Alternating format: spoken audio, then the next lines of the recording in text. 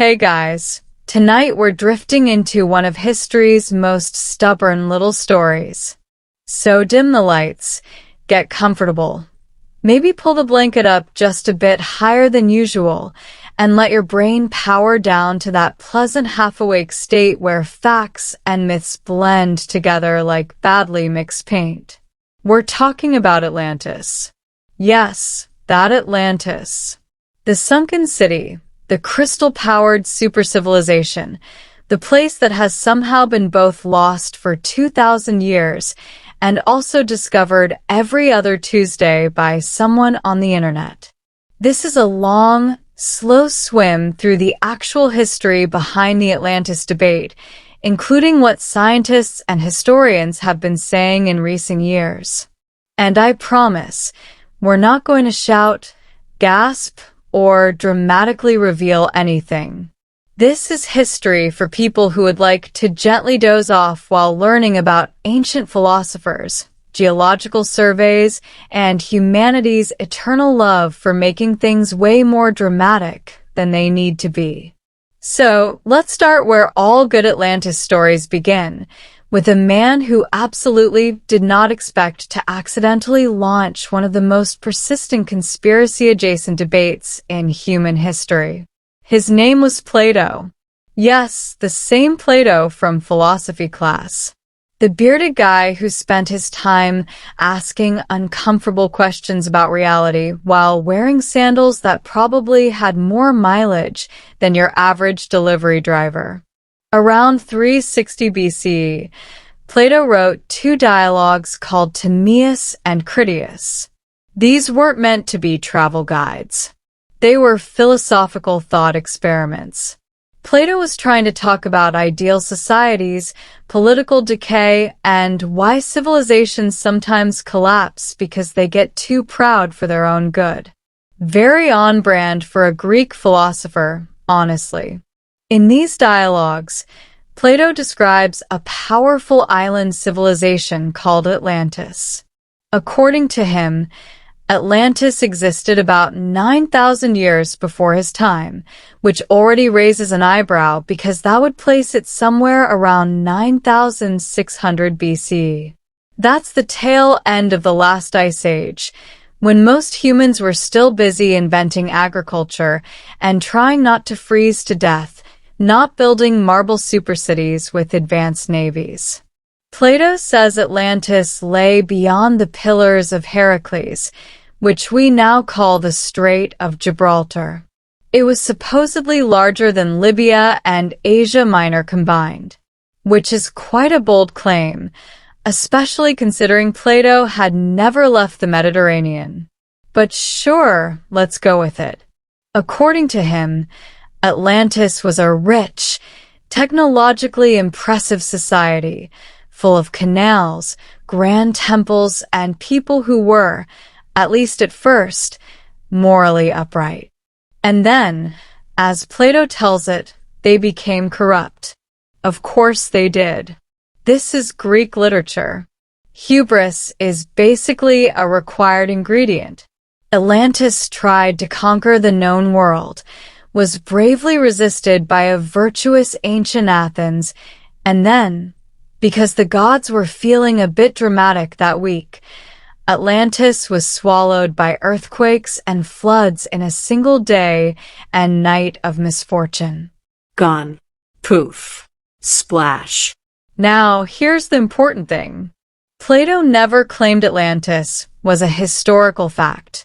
He presents it as a story told to Solon, an earlier Athenian statesman, by Egyptian priests. This is several layers of my friend's cousin heard from a guy storytelling. And Plato was famous for using fictional or semi-fictional stories to illustrate philosophical ideas. It's like if someone in 2,000 years reads a dystopian novel and starts looking for the real-life location of Panem from the Hunger Games. But humans being humans saw this story and said, yes, but what if it was real, though? For centuries, most ancient and medieval scholars treated Atlantis exactly as Plato intended, as a moral tale. Aristotle, Plato's own student, allegedly quipped that the man who invented Atlantis also made it disappear, which is a very polite ancient Greek way of saying, "My teacher made this whole thing up." During the Middle Ages, Atlantis wasn't a major topic. People had more immediate concerns like surviving plagues and figuring out whether bathing was sinful or just slightly suspicious. But the story lingered in manuscripts and classical texts, quietly waiting for the Renaissance, when Europeans rediscovered ancient Greek literature and promptly became obsessed with everything Plato had ever written. Once Atlantis was back in circulation, the speculation started to grow. By the 16th and 17th centuries, some scholars were wondering if Atlantis might have been a real place. This was the age of exploration, after all. Europeans were discovering entire continents they hadn't known existed. So the idea that Plato might have been describing a lost land across the ocean suddenly felt less ridiculous. Then came the 19th century, which is where things really began to spiral into what we might gently call enthusiastic nonsense. In 1882, an American politician and amateur writer named Ignatius Donnelly published a book titled Atlantis, The Antediluvian World. And Donnelly was very confident, possibly too confident. He argued that Atlantis was not only real but also the source of all major ancient civilizations. Egypt, the Maya, basically everyone. According to him, Atlanteans had spread culture, language, and architecture across the globe before their island inconveniently sank. This idea was wildly popular because it neatly explained why different cultures built pyramids or had flood myths. Instead of independent development, Donnelly suggested a single, advanced mother civilization. It was a tidy, dramatic narrative. And humans love tidy, dramatic narratives, even when the evidence is about as solid as a soggy biscuit. Mainstream scholars were, to put it mildly, not convinced. Archaeology was becoming more scientific during this period, and there was no physical evidence of a lost mid-Atlantic supercontinent that had sunk in historical times. But Donnelly's book sold extremely well and inspired generations of Atlantis hunters, mystics, and people who would later buy very expensive crystals. Fast forward to the 20th century, and Atlantis found a new life in popular culture, esoteric movements, and eventually documentaries with ominous background music. But while television specials were busy showing CGI cities collapsing into the ocean, actual scientists were quietly doing their thing, measuring seafloors, studying plate tectonics, dating volcanic eruptions. You know, the kind of slow, careful work that rarely makes for thrilling primetime viewing but tends to produce more reliable results. And this is where the modern Atlantis debate becomes less about romantic lost cities and more about geology, archaeology, and the slightly depressing realization that nature doesn't usually cooperate with our mythological expectations. Let's gently float into one of the most commonly proposed real-world inspirations for Atlantis, the island of Santorini in Greece, and the ancient Minoan civilization that lived there. Around 1600 BCE, Santorini, then known as Thera, experienced one of the largest volcanic eruptions in recorded human history. The eruption blew out the center of the island, created a massive caldera, and generated tsunamis that slammed into nearby coastlines, including Crete, the heart of Minoan power.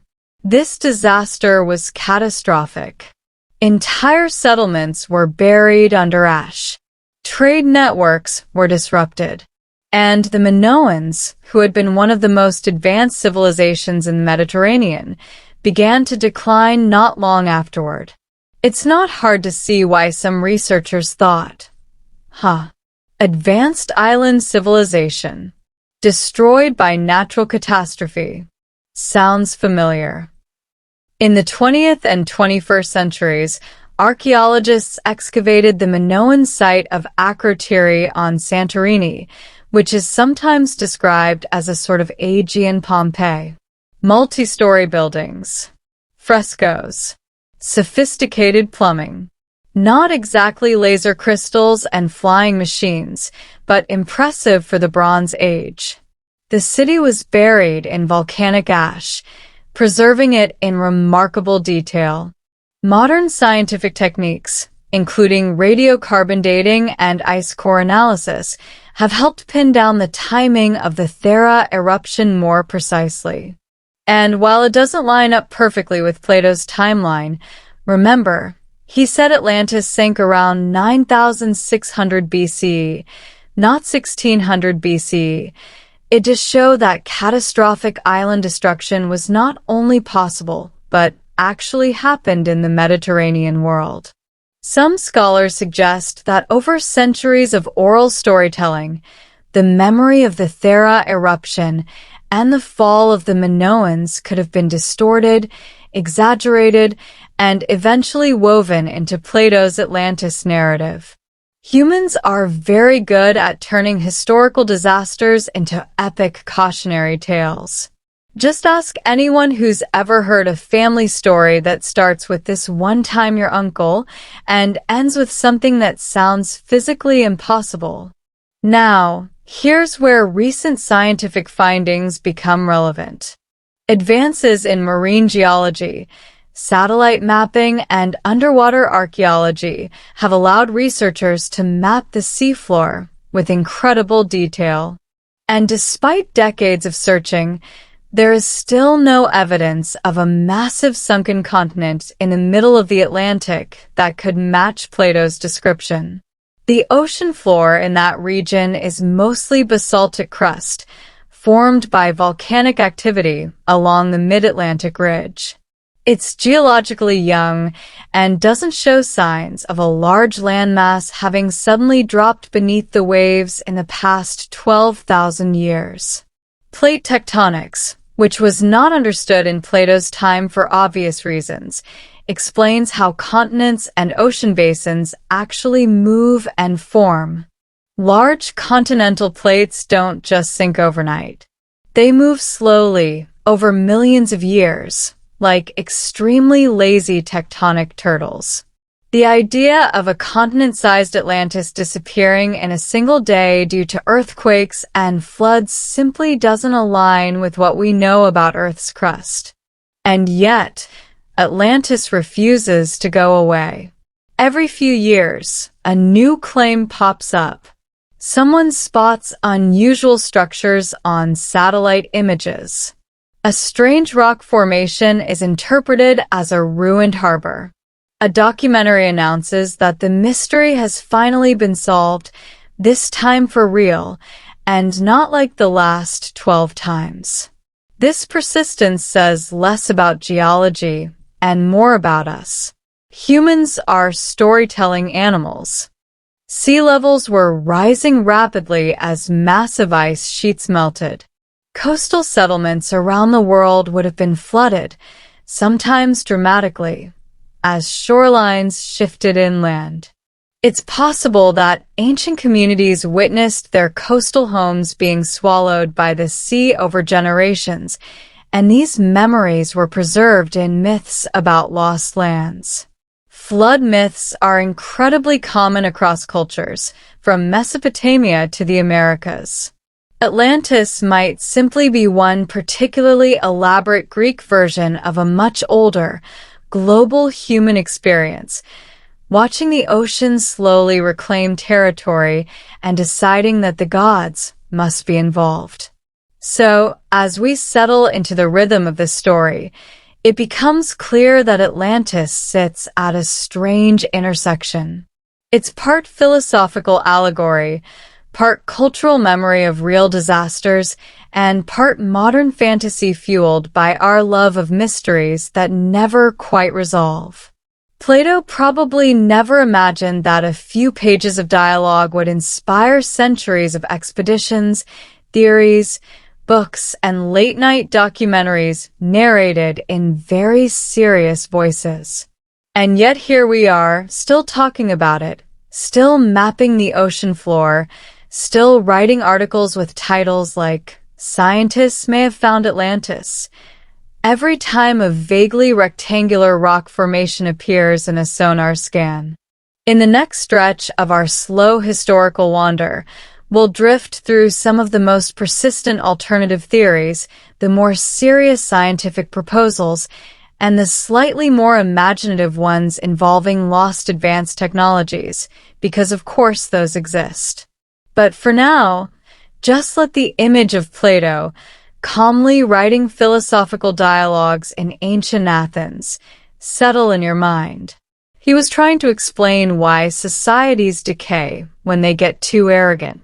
He probably did not expect to accidentally create the world's longest-running treasure hunt. All right, let's just gently drift back in. Maybe you shifted position. Maybe you blinked slowly and forgot where we were. That's perfect. That's exactly the pace we want. When we left off, we had Plato quietly causing chaos across 2,000 years of human curiosity, the Minoans having a very bad day thanks to a volcano, and modern scientists politely but firmly saying, "There is no giant sunken continent in the Atlantic, sorry." But of course, that didn't stop anyone. Because if there is one thing humans are exceptionally good at, it's taking a lack of evidence and treating it as a fun little challenge instead of a stopping point.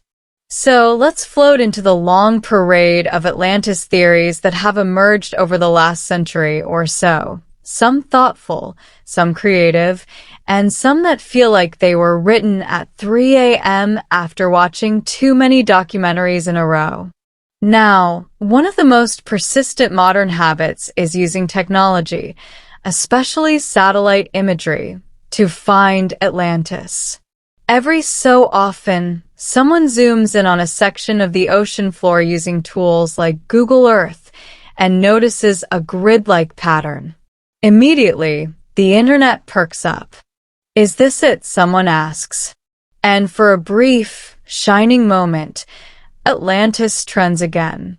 The most famous example of this happened in 2009, when a set of lines near the Canary Islands looked suspiciously like city streets.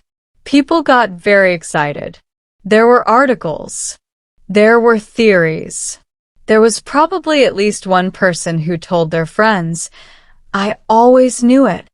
But then scientists stepped in that calm, slightly disappointing way they have. It turned out the grid was simply an artifact of how sonar mapping works. Ships travel back and forth in straight lines, collecting data, and the stitching of those lines can create patterns that look artificial. It wasn't a lost city. It was basically the oceanographic version of a bad Photoshop job, which is admittedly less romantic.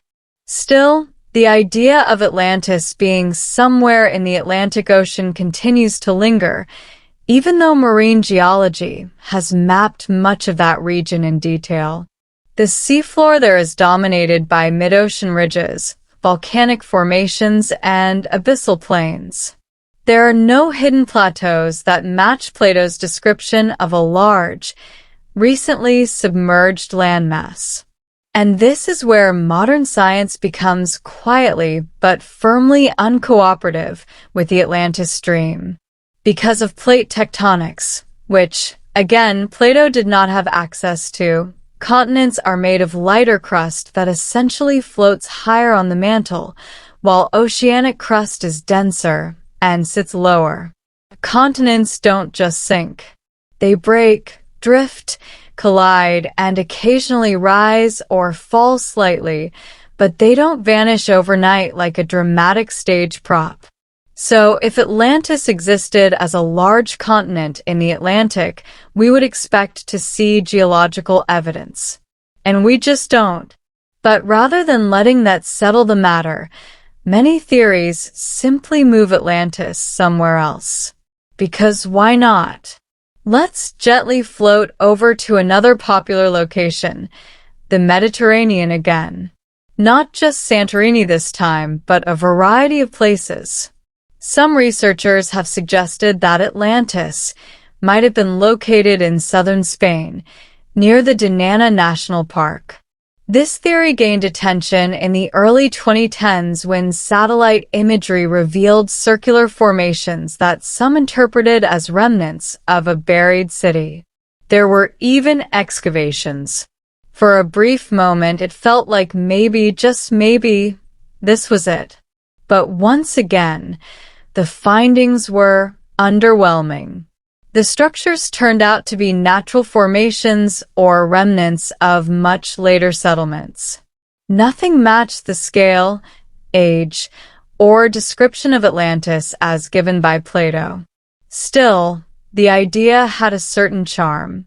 A lost city buried under marshland, slowly reclaimed by nature. It's a softer, quieter version of Atlantis. Less dramatic sinking, more gentle fading away. And honestly, that's probably closer to how most ancient cities actually disappeared. Now, if we drift a little further out mentally, not geographically, we arrive at one of the more imaginative branches of the Atlantis conversation. The idea that Atlantis was not just advanced, but very advanced. We're talking lost technology, mysterious energy sources, and occasionally a hint of they might have known things we don't. This line of thinking really picked up in the 20th century, especially with writers who were less concerned with archaeological evidence and more interested in the possibility of a forgotten golden age of human civilization. Some suggested that Atlanteans had access to advanced engineering, possibly even electricity or unknown energy systems. Others went further, proposing connections to extraterrestrial influences because at some point, someone always brings in aliens. It's almost a rule. Now, to be very calm and very clear in our sleepy tone, there is no scientific evidence supporting these claims. Ancient civilizations were incredibly impressive in their own right. The Egyptians built monumental structures with astonishing precision. The Maya developed complex calendars and astronomical knowledge. The Indus Valley civilization had urban planning that would make some modern cities blush. But none of these achievements require lost super technologies or vanished global empires. They require time, ingenuity, and a lot of human effort, usually involving people carrying heavy things in very hot weather. Modern archaeology relies on physical evidence. Tools, structures, written records, environmental data. And so far, none of that points to a global Atlantean civilization that somehow vanished without leaving a trace, except for one story written by a philosopher who liked metaphors. And yet the idea persists, because Atlantis is not just a place. It's a concept. It's the idea that there was once something better, something grander, and that it was lost either through arrogance, disaster, or a combination of both. Over thousands of years, rising seas gradually submerged it, turning it into the seabed we see today. There was no single dramatic sinking, but rather a slow, inevitable process. However, there is evidence that a massive underwater landslide off the coast of Norway, the Storegga slide, triggered a tsunami that may have suddenly flooded large parts of Doggerland around 6,200 BC. Imagine living in a coastal settlement and watching the sea rush in, faster than anything you've ever seen, permanently altering the land. That kind of event tends to stick in cultural memory. So when we look at Atlantis through this lens, it becomes less about a single lost city and more about a collection of human experiences. Floods, Volcanic eruptions, earthquakes, the slow encroachment of the sea, all woven together over generations into stories that explain why the world looks the way it does. Plato may have drawn on older traditions, possibly Egyptian records or oral histories, and reshaped them into a narrative that served his philosophical goals. He wasn't writing a history textbook. He was crafting a story about morality, power, and the consequences of losing one's way. And in that sense, Atlantis is real. Not as a physical place waiting to be discovered under the ocean, but as a story that reflects very real human concerns. The rise and fall of civilizations. The fragility of prosperity. The idea that no matter how advanced a society becomes, it is still vulnerable to both internal flaws and external forces, which is admittedly a bit more subtle than a glowing underwater city full of ancient technology, but also much more consistent with how history actually works. Of course, that doesn't stop people from searching. Even today, there are expeditions, research projects, and yes, documentaries, all exploring possible locations for Atlantis. Some are grounded in serious scholarship. Others are enthusiastic. Let's go with enthusiastic. And every now and then, something genuinely interesting is discovered. Not Atlantis, but evidence of ancient human activity in places we didn't expect. Submerged ruins, ancient shorelines, traces of cultures adapting to changing environments. These discoveries don't confirm Atlantis, but they do remind us that the past is full of surprises. Just usually quieter, less cinematic ones. So as we continue this slow, steady journey, it's worth keeping two ideas gently in mind. First, that the Atlantis story likely has roots in real events, natural disasters, environmental changes, and the rise and fall of early civilizations. And second, that the version of Atlantis we often imagine, a vast, technologically advanced super-civilization that vanished overnight, is more a product of modern imagination than ancient reality. But honestly, that's okay. Because sometimes the stories we tell say more about us than the facts ever could. And Atlantis, in all its shifting forms, tells us that humans are endlessly fascinated by the idea of something lost. Something just out of reach. Something that might, if we squint at a satellite image long enough, still be there waiting.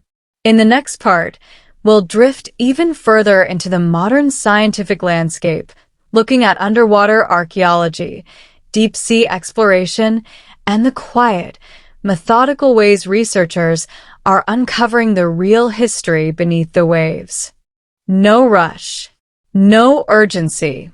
Just a slow return to the surface of thought, or maybe slightly below it, where everything feels a bit quieter. The kind of quiet where even the idea of a lost city feels less dramatic and more gently misplaced.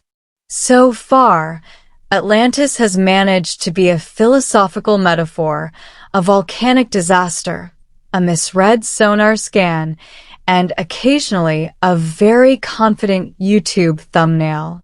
But now, we drift into a part of the story that is, in its own calm way, the most grounded of all, what scientists are actually finding beneath the oceans.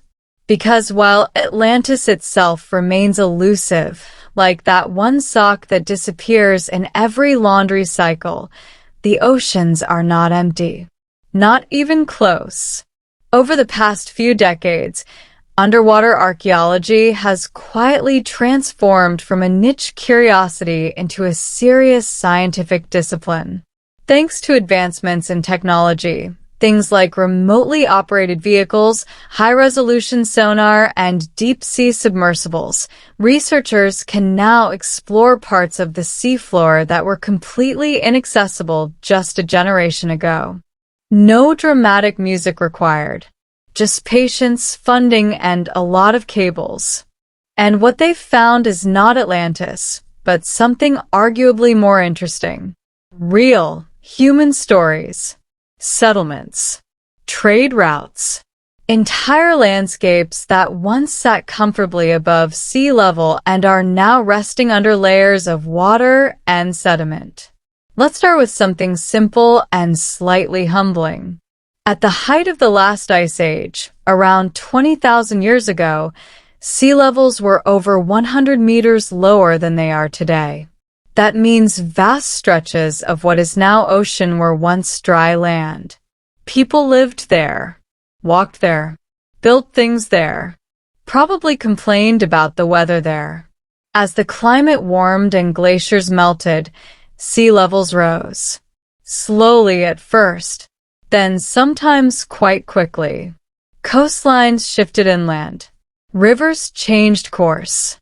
And human communities had to adapt or relocate. This process didn't happen in a single dramatic moment. There was no universal day Atlantis sank. Instead, it was a long, drawn-out transformation, punctuated by occasional sudden events like storms or tsunamis. But here's the key point. Many of those ancient coastal areas are now underwater. Which means if you're looking for lost cities beneath the sea, you're actually not entirely wrong. You just need to lower your expectations slightly, or perhaps significantly. One of the most fascinating examples is the submerged city of Dwarka, off the coast of India. Marine archaeologists have discovered structures, artifacts, and evidence of human habitation beneath the water. Now, before we get too carried away, these findings are still debated, and the dating and interpretation are complex. But what matters here is the pattern. We are finding evidence of ancient human activity in places that are now underwater. Not because those civilizations were mysteriously wiped out overnight, but because the environment changed over time. Another example is Pavlopetri, a submerged city off the coast of Greece. This one is particularly well documented. It dates back to around 3000 BCE and includes streets, buildings, and what appears to be a fairly organized urban layout. It's quiet, modest, not especially flashy, which, ironically, makes it more believable. No glowing crystals. No advanced energy systems. Just people living their lives, building structures, and eventually being overtaken by the slow rise of the sea. And this is where the Atlantis conversation starts to shift, almost imperceptibly, from where is the lost supercivilization to how many ordinary human settlements have we already lost to the ocean? Because the answer is probably quite a few. Now, let's drift a little deeper into the tools that make these discoveries possible. Not in a technical, overwhelming way, just enough to appreciate the quiet effort behind it all. Modern marine archaeology often relies on sonar mapping. Ships send sound waves down to the seafloor and measure how they bounce back. This creates detailed maps of underwater terrain. It's not as cinematic as diving down and brushing sand off ancient statues, but it's incredibly effective. Then there are remotely operated vehicles, ROVs, which are essentially underwater robots equipped with cameras and tools. They can descend to depths that would be dangerous or impossible for human divers, sending back images of the ocean floor in real time. These machines move slowly, methodically, no rush, no drama, which is, in a way, very appropriate, because the ocean itself is slow. It doesn't reveal its secrets easily. It layers them, covers them, preserves some things while erasing others. A wooden structure might vanish completely, while a stone wall remains slightly shifted, slightly worn, but still there. And when archaeologists do find something, it's rarely a complete picture. It's fragments, pieces, enough to suggest a story, but not always enough to tell it fully, which can be a bit frustrating if you're looking for a clear, definitive answer. But if you're in the mood for a long, gentle mystery, it's perfect. Now, in recent years, there's also been growing interest in using satellite data and advanced modeling to reconstruct ancient coastlines. By combining geological data, climate models, and archaeological evidence, scientists can estimate what certain regions looked like thousands of years ago. This allows researchers to identify areas that were likely inhabited in the past, but are now submerged. It's a bit like looking at a map and saying, if we go back 10,000 years, this would have been dry land and therefore a good place for humans to live. And then, if conditions allow, they go looking, not for Atlantis, but for something quieter. And sometimes they find it, a tool, a foundation, a trace of human presence where, today, there is only water. Now, let's circle back, very gently, to Atlantis itself. Because despite all this real, tangible evidence of submerged human history, none of it matches Plato's description in scale, timing, or detail. There is no vast island empire, no concentric rings of canals surrounding a grand central city, no evidence of a civilization that was simultaneously more advanced than its neighbors and yet left no trace in the archaeological record. And this is where the scientific consensus becomes not harsh, not dismissive, just quietly firm. Atlantis, as described by Plato, is almost certainly not a real place. But, and this is important, it doesn't mean the story is meaningless. In fact, in some ways, it becomes more interesting when we stop trying to find it and start trying to understand it. Because what Plato created was not just a tale of destruction, but a reflection of how societies think about themselves. Atlantis was wealthy, powerful, and, eventually, morally compromised. Its downfall was sudden and total. It's a cautionary tale, a reminder that success can lead to complacency, that power can lead to overreach, and that no civilization is immune to collapse, which is a theme that shows up quite often throughout history. Empires rise. Empires fall, sometimes dramatically, sometimes slowly. Sometimes due to natural disasters, sometimes due to internal problems, and often due to a combination of both. Atlantis just happens to compress all of that into a single, memorable story. Now, as we continue drifting, there's one more aspect of the modern Atlantis debate worth touching on, and that's the role of media. Because while scientists are out there mapping the seafloor and carefully analyzing sediment layers, there's another parallel world where Atlantis is still very much alive and thriving. Documentaries, books, online videos, articles with titles that include words like shocking, hidden, and finally discovered. And to be fair, these are often entertaining. There's something undeniably appealing about the idea that a lost civilization might still be out there, waiting to be found. But the line between exploration and speculation can get a little blurry. A rock formation becomes a possible structure. A natural pattern becomes a mysterious alignment. And before you know it, Atlantis is trending again, just slightly to the left of reality. This doesn't mean all alternative theories are without value. Curiosity is important. Questioning assumptions is part of science.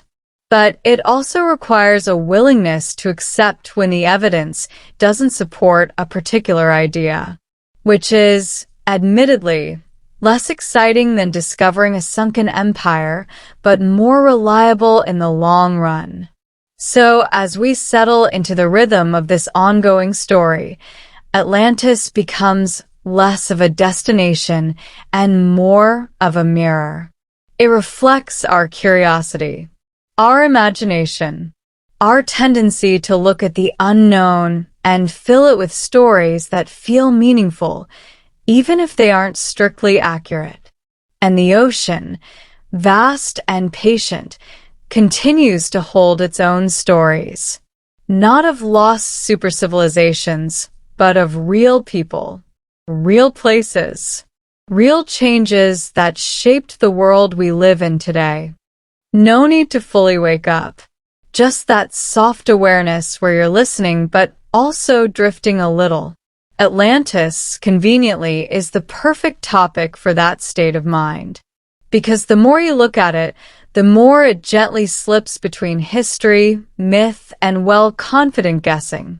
Up to this point, we've been floating through what science says, what geology allows, and what archaeology has actually found. Which, to summarize very softly, is interesting things exist underwater, just not that thing. So now, let's glide into something slightly different. Not the physical search for Atlantis, but the way humans have used Atlantis over time.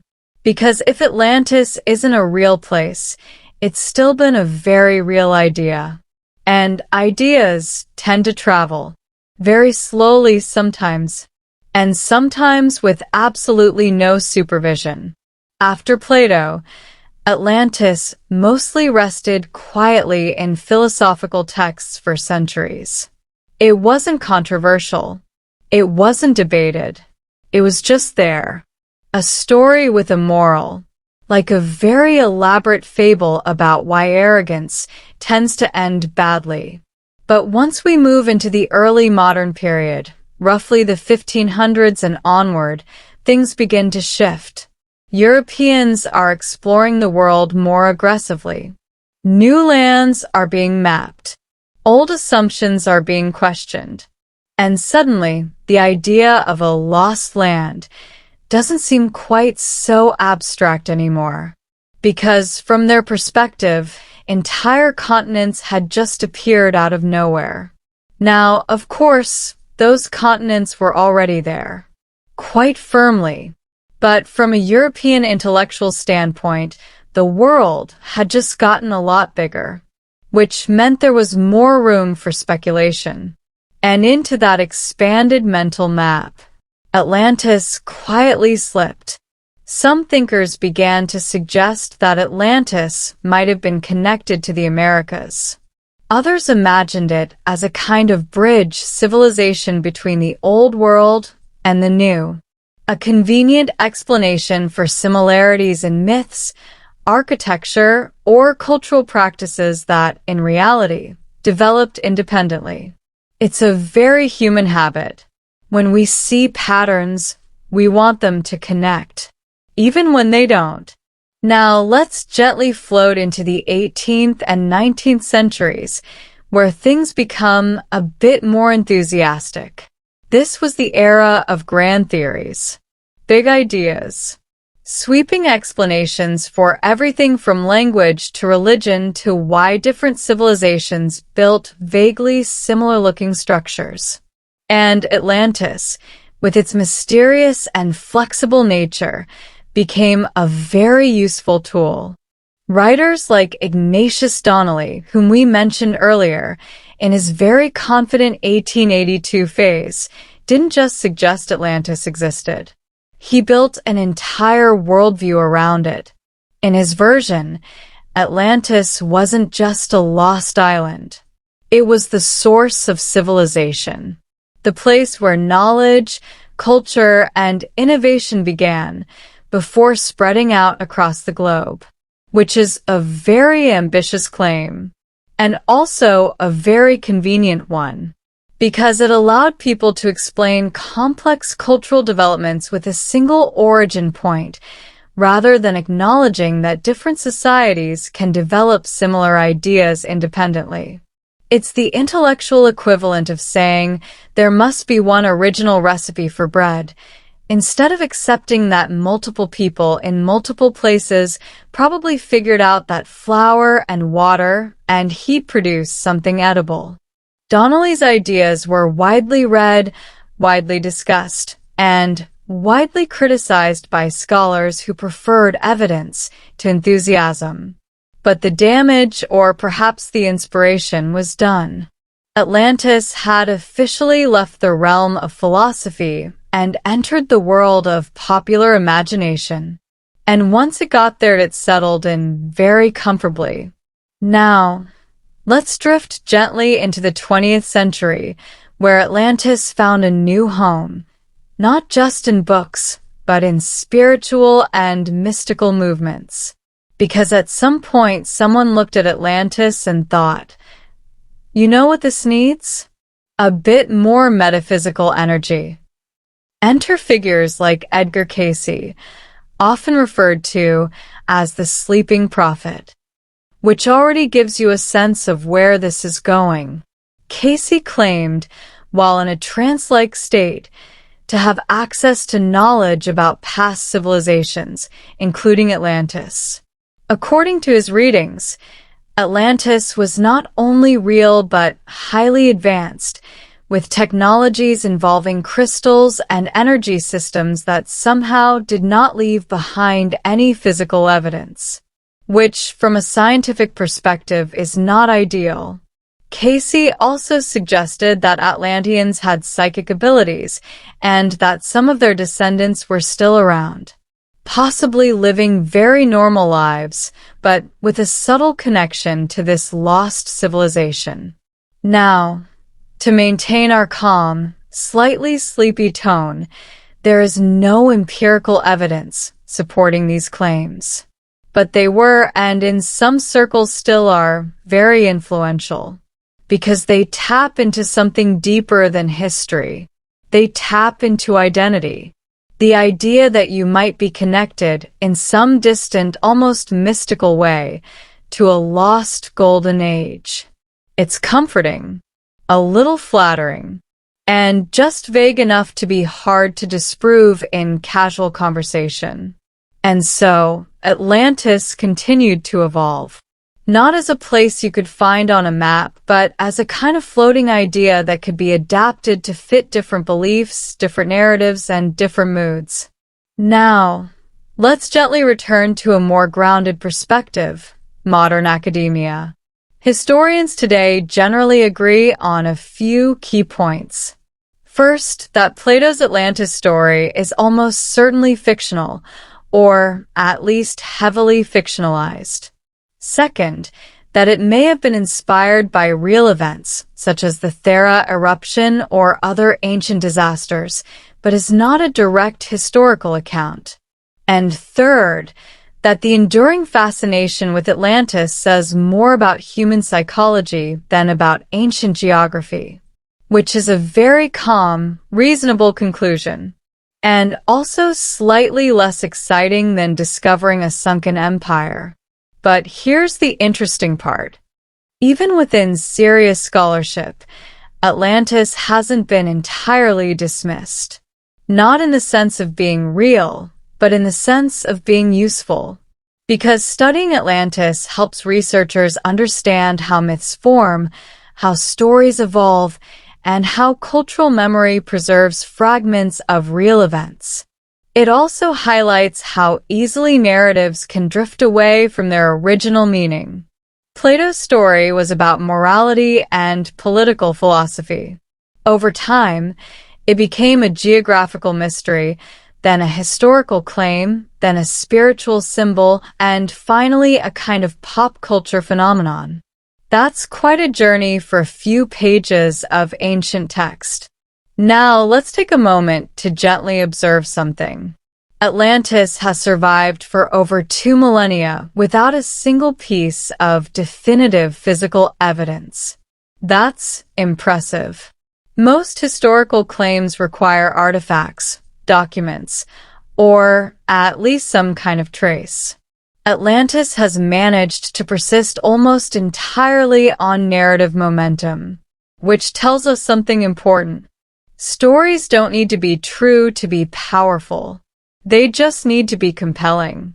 And Atlantis, with its combination of mystery, tragedy, and just enough detail to feel plausible, is extremely compelling. It's a story about a world that was lost, not gradually, but suddenly. A civilization that had everything and then didn't. It's dramatic, but in a way that's easy to imagine. And it leaves just enough unanswered questions to keep people curious. Now, as we slowly drift toward the next part of our long, quiet exploration, we're going to look at one final angle, the latest scientific thinking, not about where Atlantis is, but about why stories like Atlantis continue to appear across cultures and across time. Because Atlantis is not alone. There are countless myths about lost lands, sunken cities, and vanished worlds. From flood stories in Mesopotamia to legends in Southeast Asia and the Americas. Different cultures, different details, same underlying idea. Something was there, and then it wasn't. So as you settle in a little deeper, maybe feeling that slow, comfortable heaviness of sleep starting to creep in, just keep that thought gently in the background. Atlantis may not be a real place, but the kind of story it represents is very, very real. No need to fully re-engage. Let the words sort of drift past you, like slow waves that don't really expect anything in return. Atlantis isn't going anywhere. It never really has, which is in itself a bit ironic for a place that supposedly vanished in a single day. Up to now, we've followed Atlantis through philosophy, geology, archaeology, and a few, let's say, creative interpretations. But in this stretch, we're going to gently shift our focus to something even softer. Not where Atlantis is, but why the idea of Atlantis seems to appear again and again across different cultures and different time periods. Because here's the slightly surprising thing. Plato didn't invent the concept of a lost world. He just gave it very good branding. If we look across ancient cultures, we find a recurring theme. Stories about floods, about lands swallowed by the sea, about civilizations that were once thriving and then weren't. These stories are everywhere, and they tend to share a similar emotional tone. Not panic, not horror, just a kind of quiet, inevitable loss. Let's drift for a moment to ancient Mesopotamia, where one of the oldest recorded flood stories appears in the Epic of Gilgamesh. In it, there's a massive flood sent by the gods, wiping out humanity, except for one very prepared individual who builds a boat and rides it out. It's a familiar setup. You may also recognize a similar story from later traditions, involving an ark, some animals, and a very long period of waiting for the water to go away. Now, these stories are not about Atlantis specifically, but they reflect a shared human experience, the awareness that water can take things away. Slowly sometimes, suddenly other times. And if we move across the world, to South Asia, Southeast Asia, the Americas, we find variations of the same idea.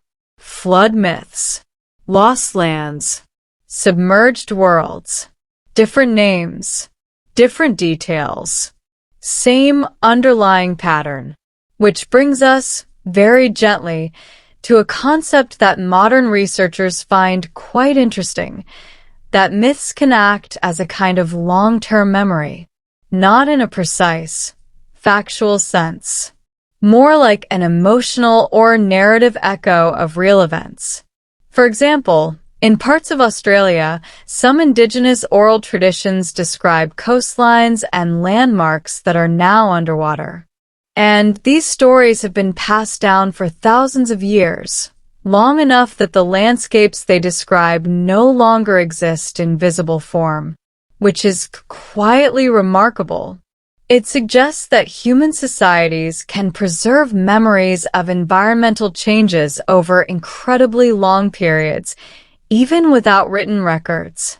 Now, let's bring that back to Atlantis. Plato gives us a very specific story, an island, a powerful civilization, and a sudden destruction involving water and earthquakes. But if we step back just a little, we can see how this might be a more structured version of a much older, more general theme. The idea that the world changes, that land can disappear, that what once felt permanent isn't. And around the time Plato places Atlantis, roughly 9,600 BC, the world was going through a major transition. The last ice age was ending. Glaciers were melting. Sea levels were rising. And coastlines were shifting in ways that would have been very noticeable to the people living there. Now, again, this wasn't a single dramatic event. It was a long process. But within that process, there were moments of sudden change. Glacial lakes could burst, releasing massive floods. Coastal storms could reshape entire regions. And in some cases, land that had been inhabited for generations could become uninhabitable within a relatively short time. If you were living through that, you might not describe it in geological terms. You might tell a story about how the sea took the land, a story about how a once great place was lost. And over time, that story might grow. It might gain details. It might be passed from one culture to another, picking up new elements along the way. Until eventually, someone like Plato hears a version of it and turns it into something more structured, more philosophical, more memorable. Now, let's gently shift towards something else that modern science has been exploring: the psychological appeal of lost civilizations. Because Atlantis is not just a story about the past. It's also a story about us. Humans have a tendency to look backward and imagine that things were once better, more advanced, more harmonious, a kind of golden age that we've somehow lost. This shows up in all kinds of myths and traditions. The idea of a perfect beginning, followed by a gradual decline. Atlantis fits neatly into that pattern. It was powerful. It was advanced. And then it fell. There's something strangely comforting about that narrative. It suggests that decline is part of a larger cycle. That even the greatest civilizations can fail, not because we're uniquely flawed, but because that's just what happens. It's not exactly cheerful, but it is oddly reassuring. Now, if we bring this into the present, very gently, no sudden movements, we can see how Atlantis continues to evolve. In recent years, there's been a growing interest in climate change and rising sea levels. Coastal cities today face challenges that, in some ways, echo the experiences of ancient communities. And once again, the idea of land being lost to the sea feels relevant. Atlantis becomes less of a distant myth and more of a quiet metaphor, not for a forgotten supercivilization, but for the fragility of human settlements in the face of environmental change, which is, admittedly, a more grounded interpretation, but also a more useful one. Now, let's not completely abandon the more imaginative side of things. Because part of what makes Atlantis, so enduring is its flexibility. By now, if you've been following along in this calm, half-awake rhythm, you probably feel a little like the ocean yourself, patient, expansive, and aware that there's more depth than surface. Atlantis is very much the same. Its surface is easy to describe, dramatic even, but the depths are trickier, subtle, and layered. So where do things stand today? What does the modern scientific consensus say about Atlantis? And why does it still manage to capture our imagination despite millennia of careful study? First, the calm but firm answer. Atlantis, as Plato described it, almost certainly did not exist as a historical place. There is no evidence of a massive mid-Atlantic island that vanished overnight. Geological studies, seafloor mapping, and tectonic theory all converge on this point. The ocean floor in the Atlantic is geologically young in the regions Plato described, and continents do not sink like a deflating balloon. They drift, collide, uplift, and submerge gradually, but not in a single dramatic day and night event. But here's the softer, more interesting part. Atlantis doesn't need to exist to have had a profound impact. Its existence lives in human curiosity, imagination, and storytelling. It is, in many ways, a cognitive artifact, a story created and refined over millennia, shaped by cultural memory, philosophical aims, and our tendency to fill gaps with narrative. Recent studies in geomythology have started to unpack this. Researchers look at myths of disappearing lands, catastrophic floods, and sunken cities across multiple cultures. What emerges is a subtle pattern. Humans remember environmental catastrophes in stories that exaggerate, compress, and moralize them. Atlantis fits perfectly into this pattern. Take the Thera eruption and the Minoans, for example. The volcanic eruption around 1600 BCE destroyed large parts of Santorini and destabilized nearby Crete. Cities were buried, trade disrupted, and society eventually weakened. This was catastrophic, but not entirely apocalyptic. Over centuries, such events could easily evolve into stories of lost civilizations swallowed by the sea. Plato may have drawn on remnants of these older memories, reshaping them into a story with a philosophical point about hubris and moral decay. Then there's the Younger Dryas period, around 9600 BCE, which roughly aligns with the date Plato gives for Atlantis. At this time, the world was experiencing abrupt climate shifts, melting glaciers, and rapidly rising sea levels. Coastlines changed dramatically, and settlements would have been flooded or displaced. Again, a plausible origin for stories of lost lands, compressed into a single narrative over generations.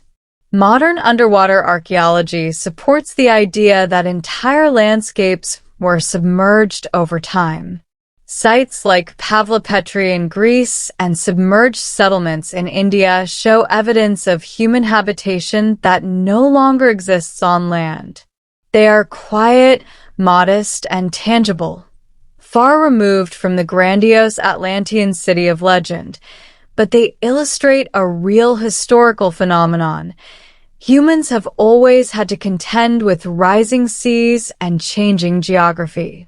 So, in that sense, Atlantis is real, not as a physical location, but as a reflection of human experience. It is our collective memory, encoded in myth, amplified by imagination, and occasionally amplified again by people who really like to see mysterious lines in sonar images. Now, let's float gently into the open questions. Because even with all this science, Some things remain deliberately unresolved, not because we lack the tools, but because human storytelling is messy. For example, Could Atlantis have been inspired by more than one real-world event? possibly. Ancient oral traditions may have blended memories of multiple floods, volcanic eruptions, and vanished islands. Why did Plato place it beyond the Pillars of Heracles? This is a philosophical framing as much as a geographic claim, but the specific choice of beyond the known world has inspired countless searches in places like the Caribbean, the Azores, and even Antarctica. Could small, now submerged islands in the Atlantic or Mediterranean have contributed to the myth? Again, plausible. But the scale is much smaller than the continent Plato describes. The important takeaway here is subtle. Atlantis persists not because it can be found, but because it serves a purpose. It's a touchstone for human curiosity. It is a cautionary tale about power, pride, and vulnerability. It is an invitation to look at the past, imagine the possibilities, and think critically about the evidence, or lack thereof. And yet, despite all this rational framing, Atlantis continues to surface in pop culture, documentaries, and online discussions. Why?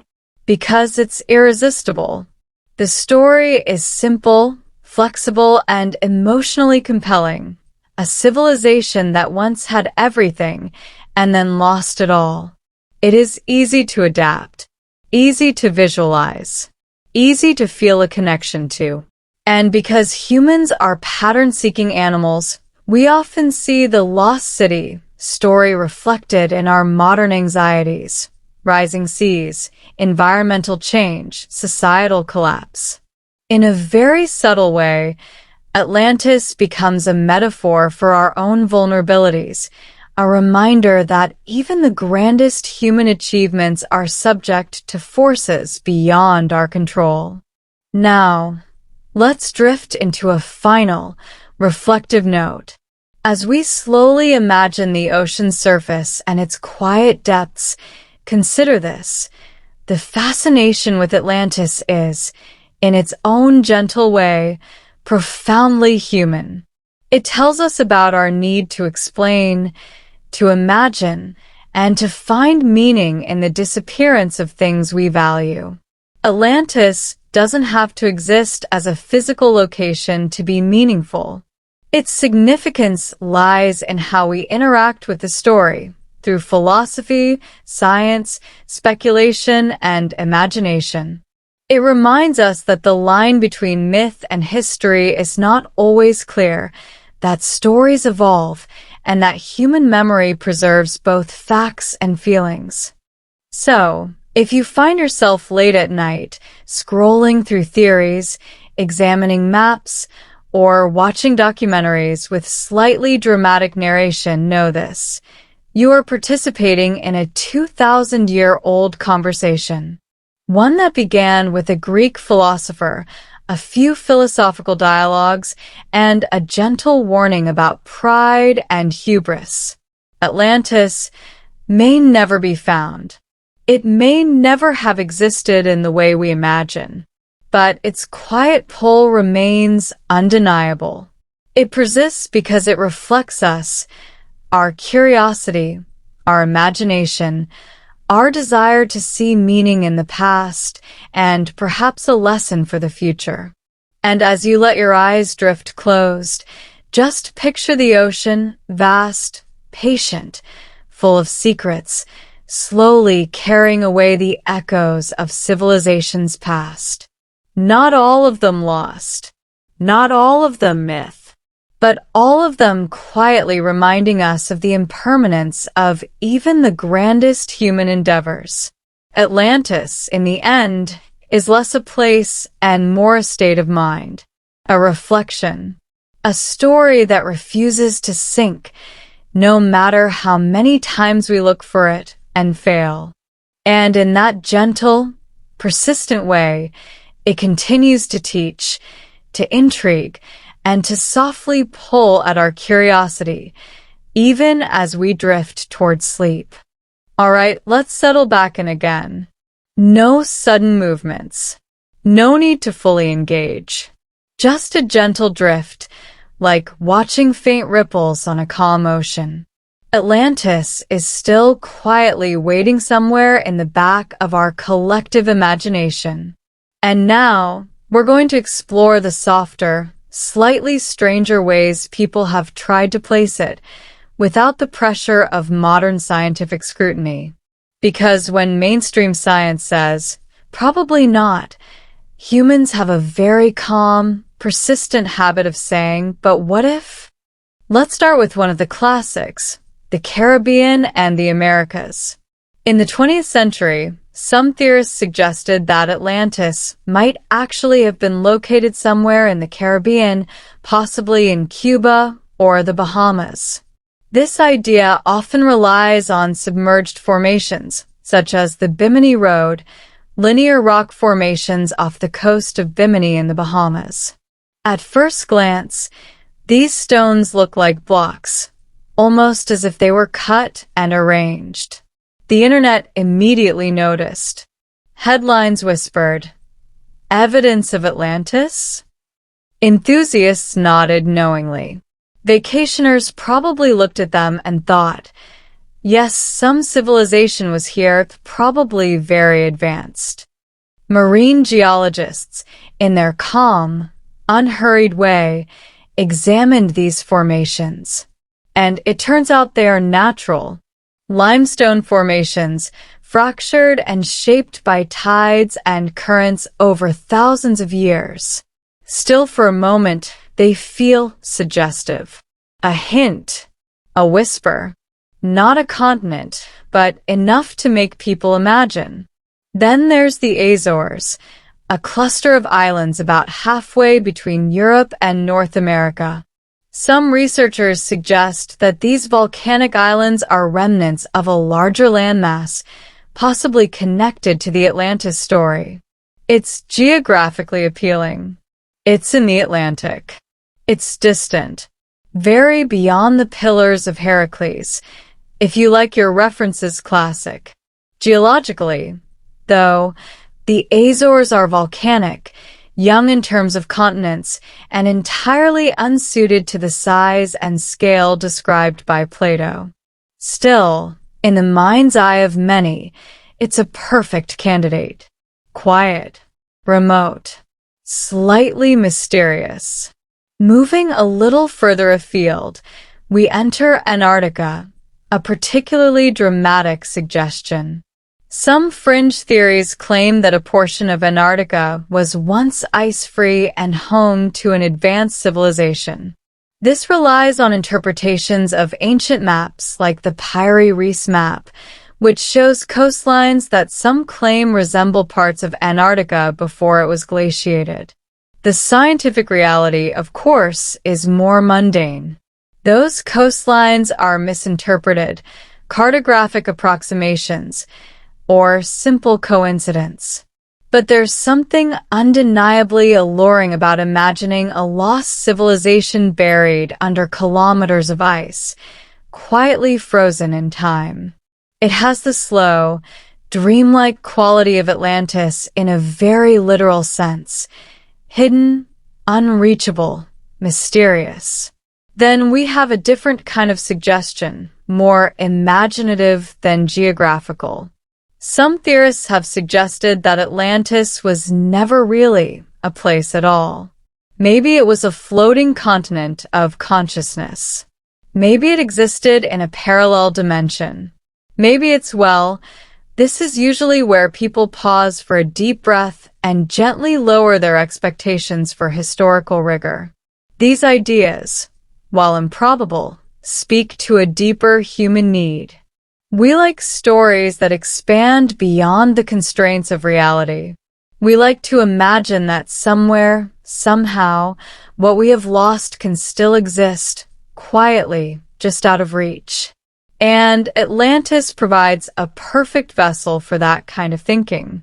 Now, let's float toward another calm, curious branch of speculation, Atlantis and Earth's geology. Some writers suggest that Atlantis could be connected to massive geological events, tectonic shifts, massive earthquakes, or rapid volcanic eruptions that permanently altered the landscape. For example, the Mid-Atlantic Ridge does have areas of volcanic activity, and sudden landslides could theoretically produce localized destruction.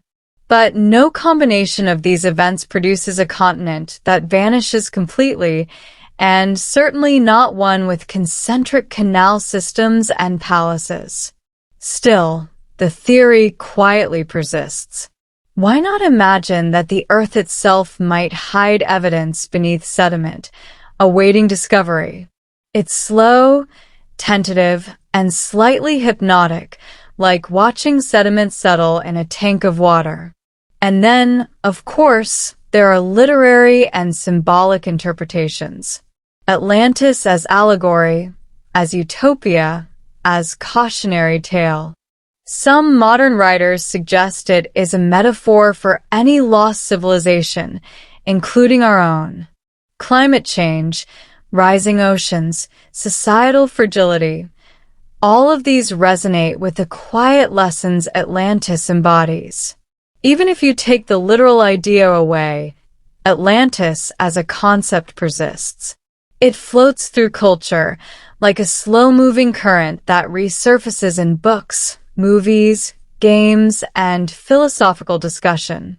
It reminds us that even the most careful story, when passed through time and imagination, evolves into something broader than its origin. So, what can we say about all these possibilities? Well, they are varied, gentle, and mostly speculative. Some are geological. Some are cartographic misunderstandings. Some are imaginative flights of fancy.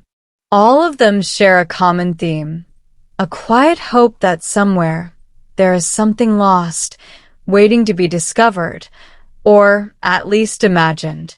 And that, really, is the enduring charm of Atlantis.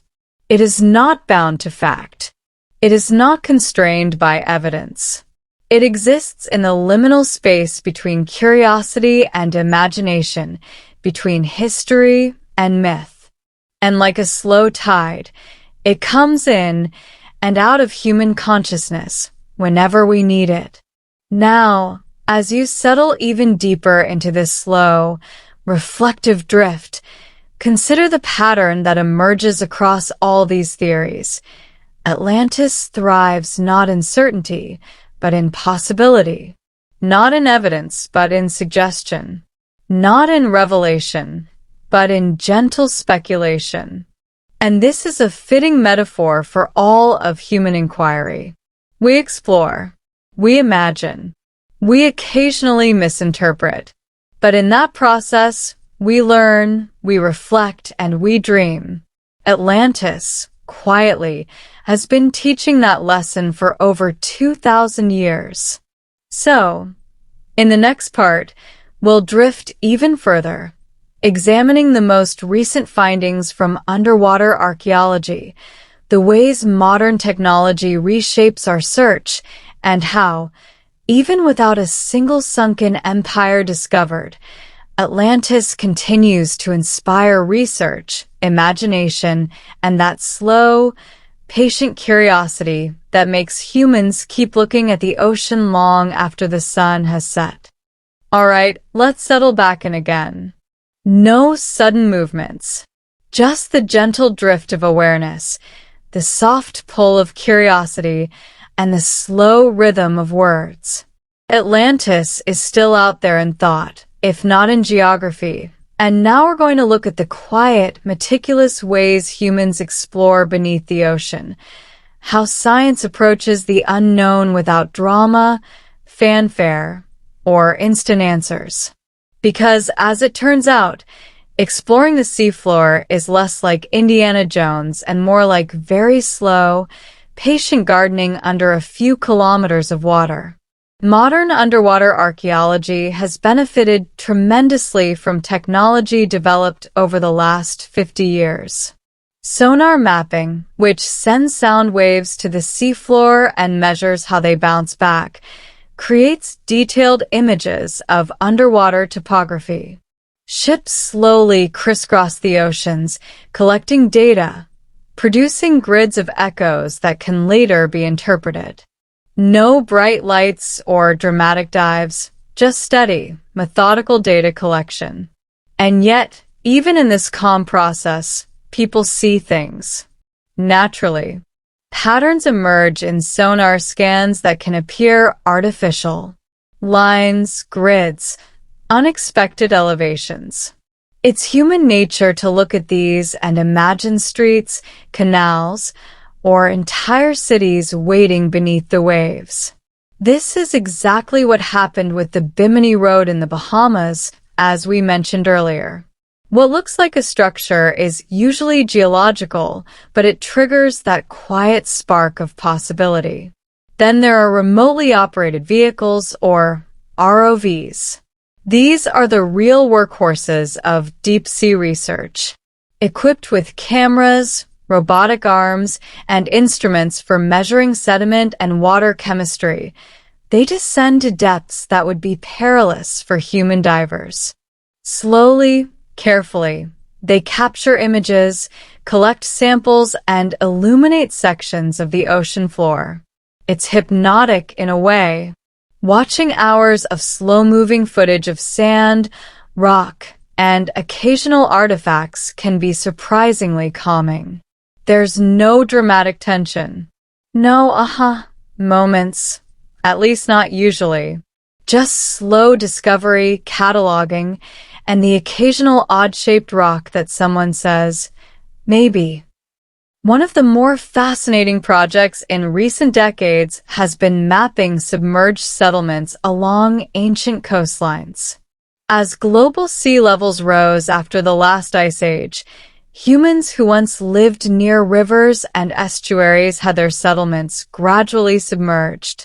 Some, like Pavlopetri off the coast of Greece, are remarkably well preserved. You can see street layouts, building foundations, and even graves. Not a lost empire, but a quiet human world, frozen in sediment. Similarly, along the coasts of India, submerged structures near Dvarka hint at early urban planning. They are modest compared to Plato's Atlantis. No concentric canals or palaces of gold, but they are compelling reminders that humans have always adapted to changing shorelines. That adaptation and the quiet loss of land may have inspired stories that evolved into myths like Atlantis. And that's the most important insight here. Atlantis exists not as a physical location, but as a reflection of human experience with change. Rising waters, vanishing coastlines, generational memory.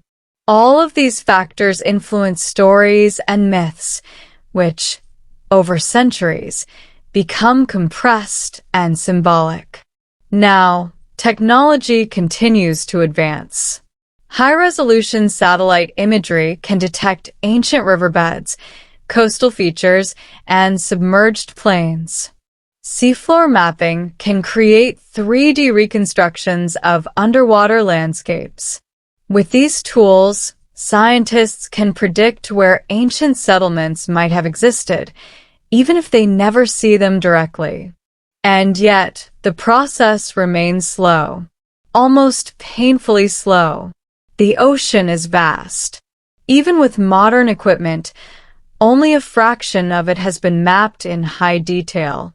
Each expedition takes months or years of preparation, execution, and analysis. There are no instant results. No dramatic cinematic moments. Just slow, incremental knowledge building.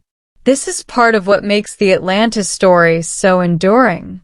Even without a physical discovery, the ocean itself seems to conspire with imagination. Its vastness, depth, and mystery keep the question alive. Humans see a grid on sonar and think, what if? They spot a rock formation and whisper, could this be it? And that whisper travels across generations, inspiring books, documentaries, and casual speculation. In a way, Atlantis persists because the ocean is patient. It does not confirm. It does not deny. It simply holds evidence, sediment, and history, letting us interpret it at our own pace. And the slower we move, the more time we have to imagine, to hope, and to project our own curiosity onto the depths. At the same time, the scientific community gently tempers this enthusiasm. Every possible site is tested rigorously. Sediments are analyzed. Carbon dating is applied. Geological formations are examined. And usually the result is not Atlantis. But it's still valuable. Each failure teaches us about sedimentation rates, past sea levels, and ancient human activity, which is, if you think about it, quietly beautiful. The search for Atlantis may not yield a lost empire, but it yields understanding, not drama, not revelation, not instantaneous gratification, but comprehension slowly built, piece by piece, like sediment-forming layers on the seafloor over millennia. And this slow, methodical approach is perhaps the most important lesson Atlantis has taught humanity. Curiosity is timeless, patience is essential, and the allure of the unknown is far stronger than any certainty. So, as we drift toward the next section, we'll take a soft, reflective look at why the Atlantis story continues to inspire, even when evidence is lacking. Why myths persist, why speculation thrives, and how a single story from a Greek philosopher over 2,000 years ago continues to ripple quietly through human thought. All right, let's settle back in again. No sudden movements, just the soft, almost imperceptible pull of curiosity, the gentle drift of thought, and the slow, quiet unfolding of story. Atlantis, as a physical location, may never have existed, but as a cultural symbol, it is remarkably persistent. And that persistence is what makes it truly fascinating. Once we leave behind the careful mapping, the sonar grids, and the submersibles, Atlantis starts to live in a different space. The imagination, literature, art, philosophy, and eventually film, television, and the sprawling universe of online content. Let's start with literature. Writers throughout history have used Atlantis in ways that reflect their own times. In the Renaissance, it appeared as a symbol of lost knowledge, a cautionary tale about pride, and a way to explore ideal societies. Later, during the Enlightenment, Atlantis was invoked to discuss morality, governance, and the limits of human ambition. By the 19th century, as we discussed earlier, authors like Ignatius Donnelly transformed Atlantis into a proto-scientific theory, arguing that it was the origin of civilization itself. The romanticized idea of a lost world captured the public imagination. Even if Donnelly's methods were, well, not strictly scientific, they were compelling. And compelling is what Atlantis has always been. In the 20th century, the story shifted again. Atlantis became mystical, spiritual, even esoteric. Figures like Edgar Cayce spoke of psychic connections to Atlantean knowledge, of crystals and advanced energy technologies lost beneath the waves. To the modern skeptic, this is charmingly speculative. To believers, It's a source of wonder. And to anyone half asleep, it's soothingly strange. Atlantis also found a natural home in popular media. Movies, cartoons, and novels often depict the lost continent as a utopia, a civilization advanced beyond its time, sometimes technologically or magically. The depictions vary. Sometimes it is a grand empire of stone and gold, sometimes a mysterious undersea city, sometimes a tragic warning about hubris and corruption.